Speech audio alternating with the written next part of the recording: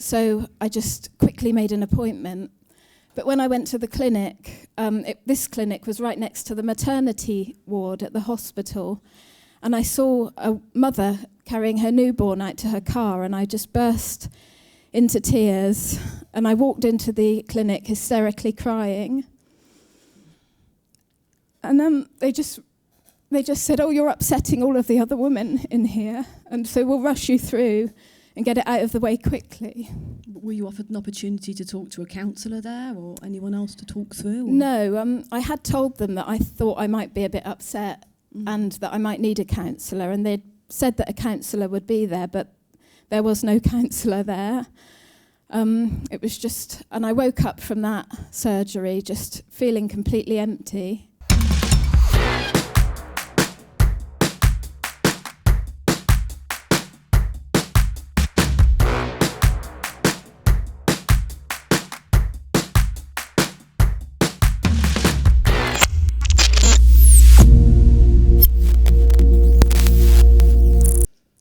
Hello, Natanya. Thank you so much for joining us today and being with us. Oh, thanks for having me.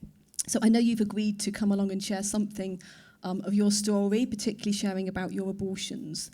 I've got a good friend, Rachel, who works for Rachel's Vineyard, who's here today. And I know she often says to me that every abortion has a backstory. So I think we're going to start a little bit before any of the abortion happens and look at a little bit, maybe just at your childhood. Are you able to tell me something about growing up? Were you brought up pro-life or as a Christian? What was your childhood like? Yeah, I was brought up in a Christian home, and I had a really loving family. I couldn't wait to grow up and just have children. Like, I always loved playing with dolls, and I couldn't wait to grow up and be a mum one day. But yeah, when I was a teenager, my parents' marriage ended quite traumatically, and I just completely rebelled, dropped out of school, started getting into a lot of trouble, and yeah, I ended up falling pregnant at 18.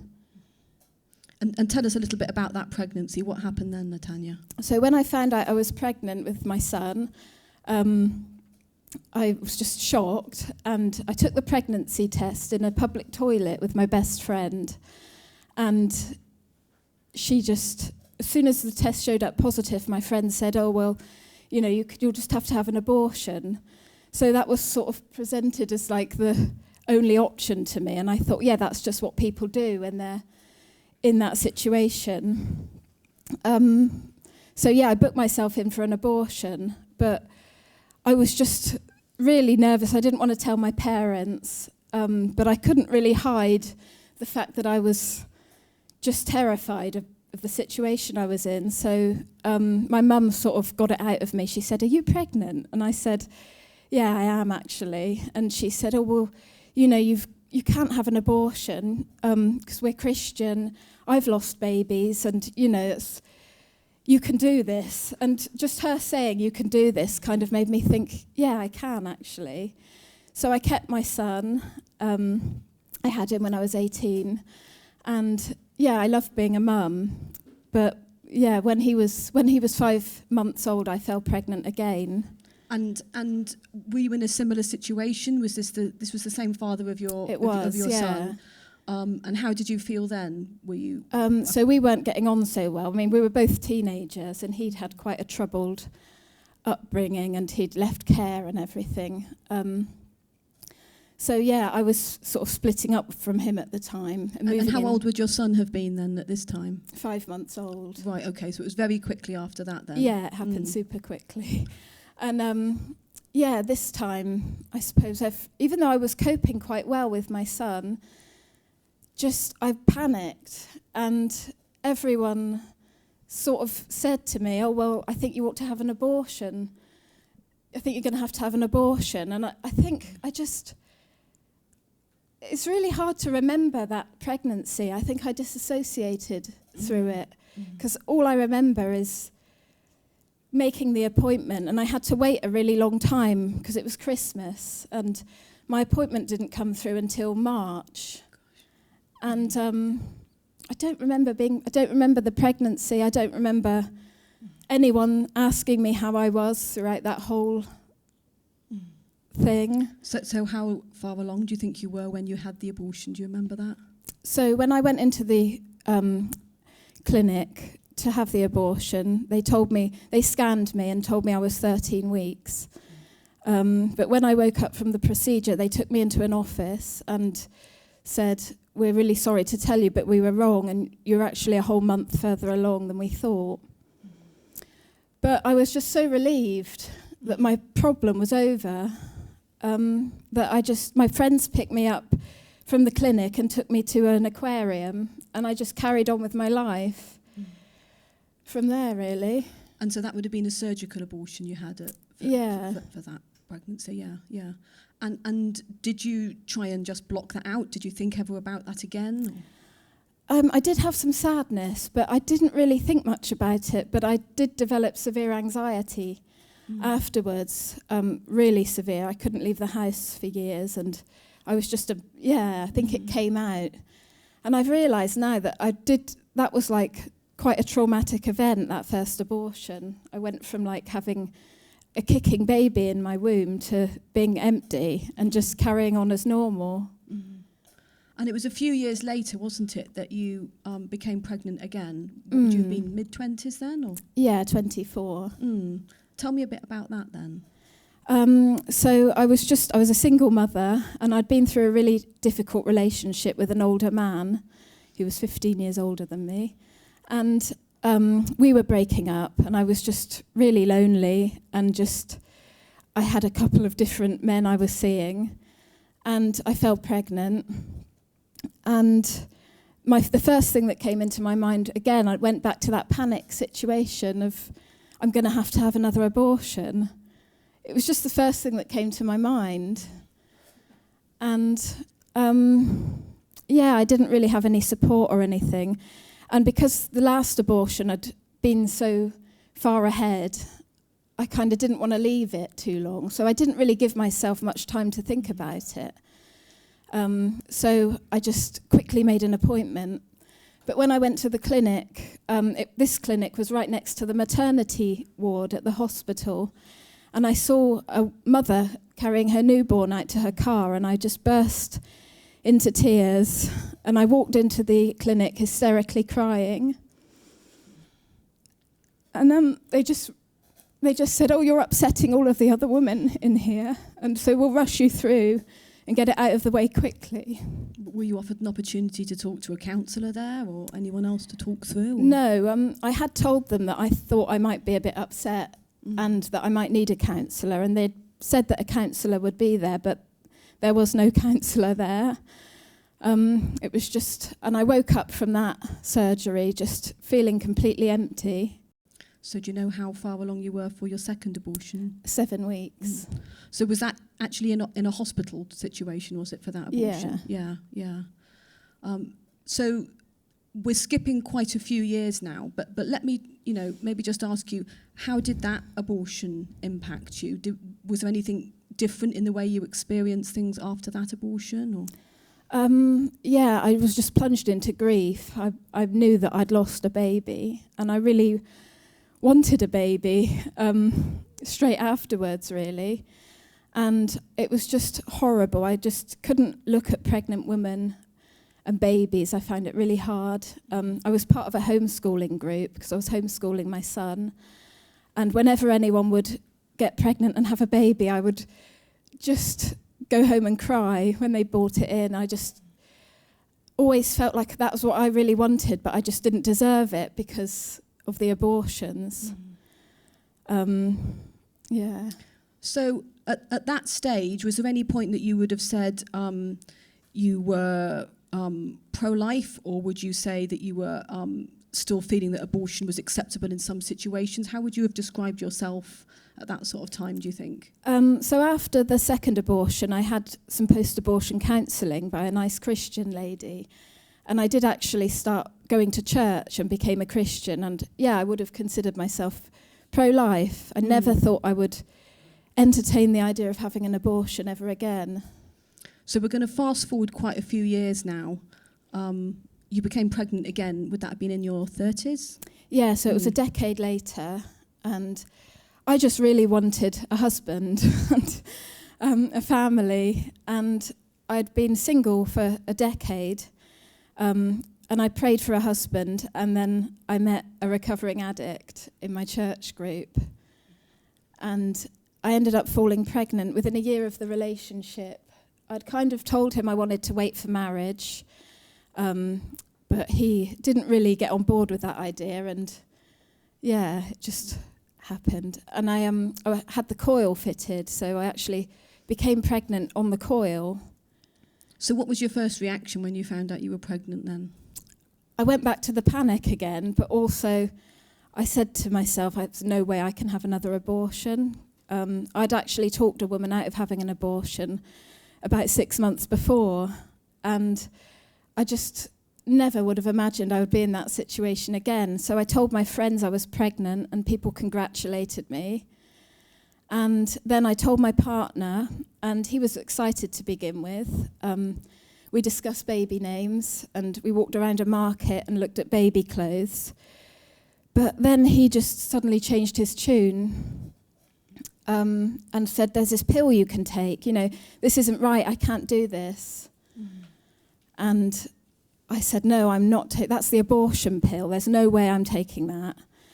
And he was just begging me, please have an abortion. I don't love you. And I know you said at this time that you were using the coil.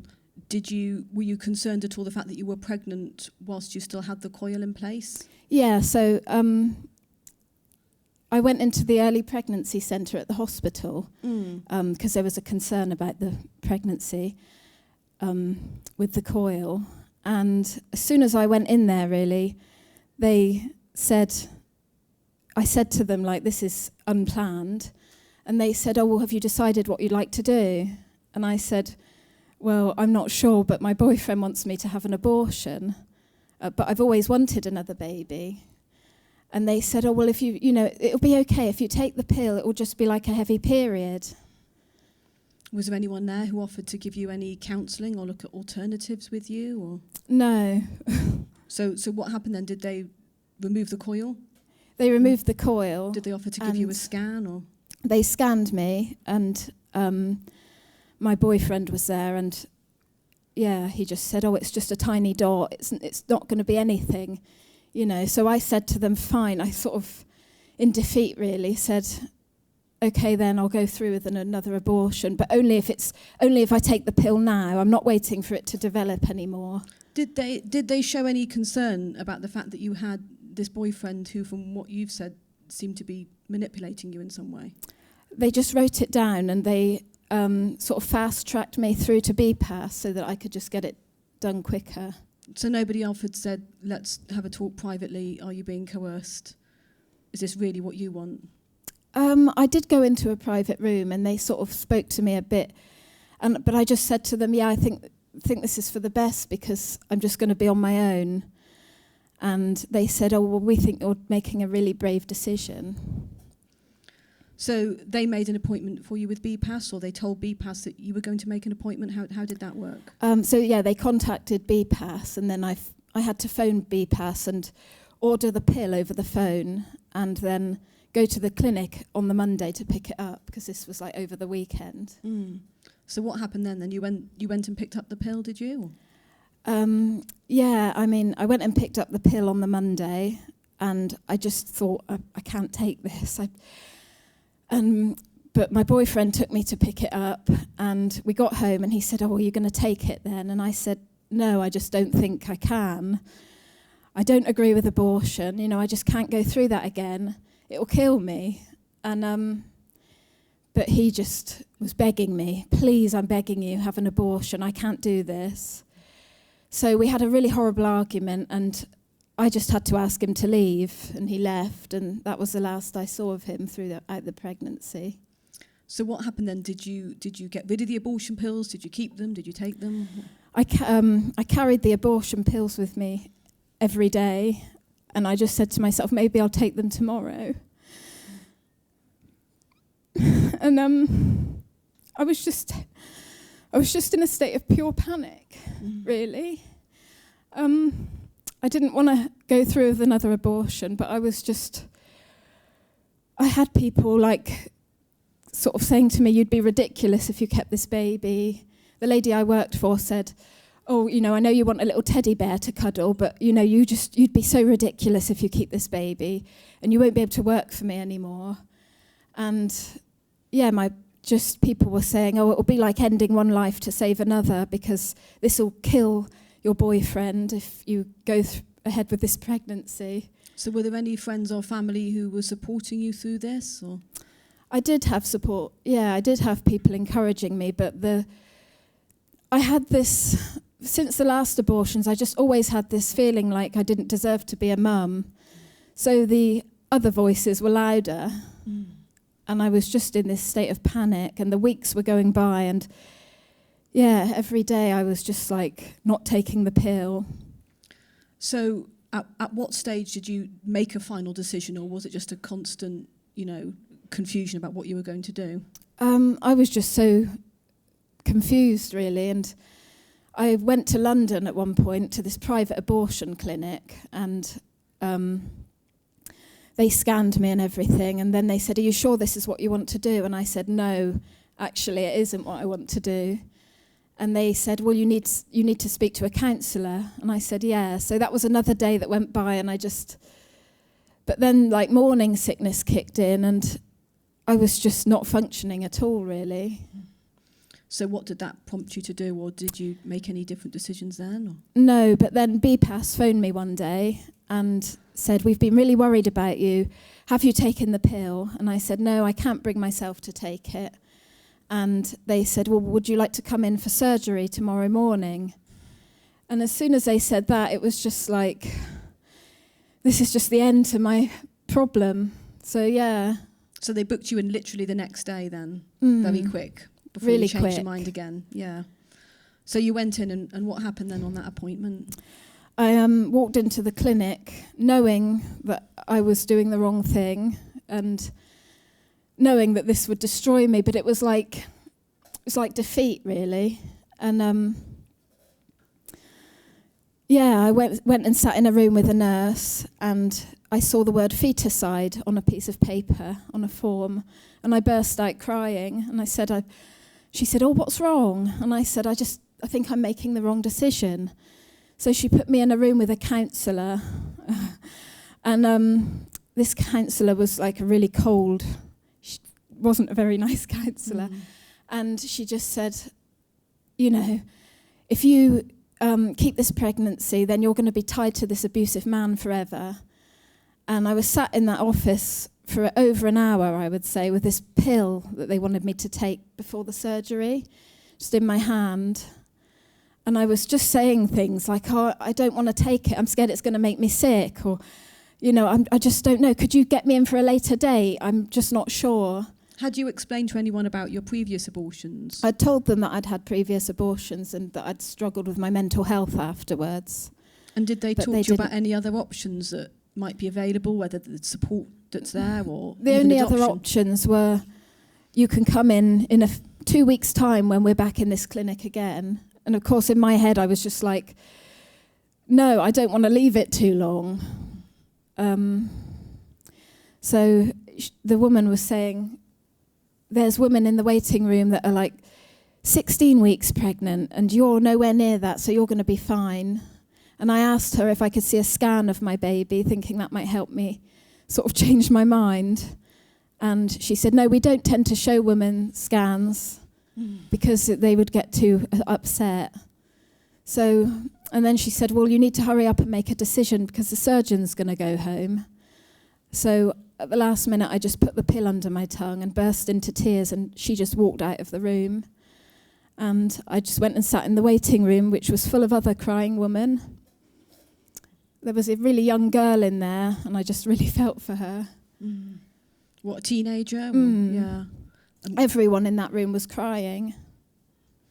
And did anyone come and talk to you there, or try and offer any support? Or No. No. And I was just sat there thinking I could just get up and spit this pill out. But I was just so scared. I was just like rooted in fear. So what happened next then? So this pill had mostly dissolved, and I thought, well, yeah, I'm going to spit it out. Probably at the last minute, and I went to the little sink they had there and spat it out, and then they called me through for the surgery, and I said, I burst into tears, and they said, oh, what's wrong? And I said, I think I'm making the wrong decision. I want to change my mind. But as soon as I said that, I could feel myself starting to bleed.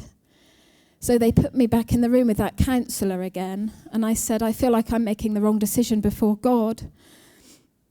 And she said, God wouldn't want another child like your ex in the world. And I remember feeling like really angry, because I just thought, you don't even know God, and I would be a good mum. But I just had to go through with the surgery, and I was awake for it. They gave me fentanyl to sedate me, and it didn't sedate me, I was just awake for the whole thing, and I felt my baby being sucked out of me. And I was just like, really, then the sedation must have kicked in afterwards, because I just went back into the room, and it was just. Do you know how far along you were for that pregnancy? I was about 7 or 8 weeks. And when I got home, it just hit me what I'd done. And I just thought, God could never forgive me. I've done it a third time. Did they offer you any follow-up counselling, considering how traumatised you must have seemed? Well, when I was leaving the clinic, they said, you can come back in 2 weeks for some counselling. But I didn't want to ever go back to them for counselling. So was there anyone at home who offered you any support or help when you got home? Yeah, but like my mum was supportive, and my friends, I had friends that were really kind. I actually told my friends that I'd had a miscarriage to begin with, because I was just so ashamed. And I just thought, I've blown it. Jesus is never going to forgive me now. Had your boyfriend's family offered you any support or anything through this time? No. No. And what about your own family? My mum had said, I'll support you either way. I think she didn't really know how to deal with it. So how were you left feeling then? Obviously you were really struggling with your emotions at that time. I thought I wanted to die. I just didn't want to be here anymore. And I just missed my baby. I just wanted my baby back. Every day I was like praying that the abortion hadn't worked. Just longing for my baby. It was just awful. And I know at some point you managed to find some help. Where did you find that, Natanya? So my friend who had done a Rachel's Vineyard retreat said, why don't you reach out to Rachel's Vineyard? And I said, well, no way, because they're going to judge me because I've had 3 abortions. But eventually I phoned them, and it was just such a relief, because Rachel, she just really understood how I was feeling, and there was just no judgment. And so did you go on the retreat? I did, yeah, and it was just amazing. Everyone was just really supportive and understanding, and it was good to be around other women that had experienced the same thing, because you can feel so alone. I thought I was the only woman that had had 3 abortions, and I was able to just hand my children over to Jesus, because I'd just been clinging on to all of this grief, this horrible grief for over a decade. Do you think it helped you understand yourself more, going to Rachel's Vineyard, and what had led up to those decisions you made?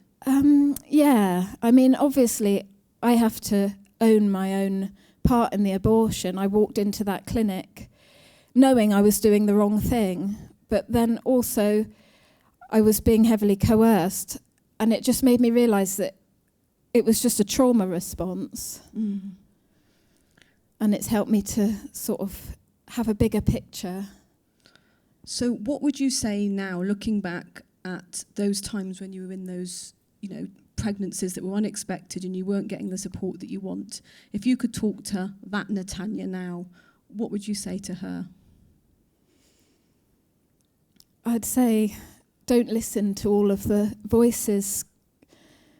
Don't listen to Satan, really. And just try and listen to God's voice. Because I was hearing, I was having Bible verses come into my head when I was pregnant. And I wish I had chosen faith over fear. And what about to other women who are maybe in that position that you were after your abortions? Particularly, sometimes I hear from women like you've talked about today who've had multiple abortions and really feel that struggle to open up about that, worrying that they're just going to be judged so heavily and that nobody will understand the decisions they've made. What would you say to them about maybe reaching out for some healing? I'd definitely recommend anyone reach out to Rachel's Vineyard, because you're just met with compassion. And when you go to the retreat,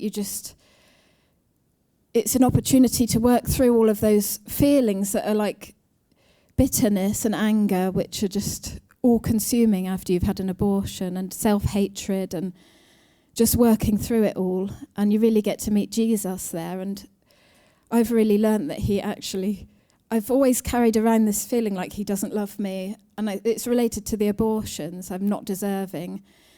But at Rachel's Vineyard, I learned that I do deserve, none of us deserve his love, but he is so compassionate and he can forgive us. Thank you so much, Natanya.